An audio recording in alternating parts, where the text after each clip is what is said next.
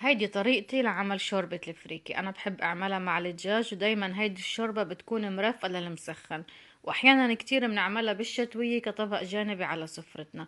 كتير مفيدة وبتعطينا دفى وإلها نكهة كتير مميزة. جهزت هلأ هيدي السرة للبهارات يلي بدي أحطها بشوربة الفريكة عشان يسهل علي إني أشيلها من الشوربة.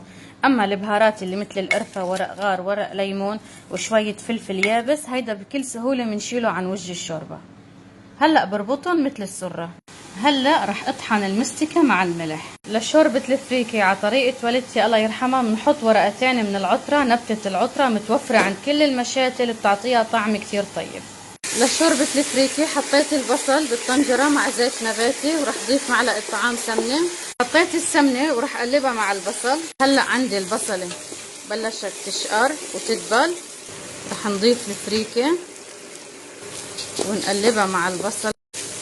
ضفت معلقة طعام ونص ثوم مهروس وراح اقلبهم. هلا عم بحط مرقة سلق الدجاج، وراح نحط المطيبات وزود ملح مع المستكة، وضيف الملح مع المستكة.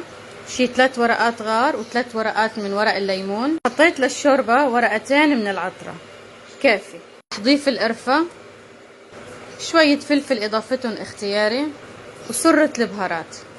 وهلا بغطيهم لتستوي عندي الفريكة. جهزت الدجاج وراح اسكبه فوق الفريكة وخليهم يكملوا تسوية. الدجاج مستوي، بس ناطرة حبات الفريكة تستوي عندي كتير كويس، بس هيك الدجاج بياخد طعم الشوربة اطيب.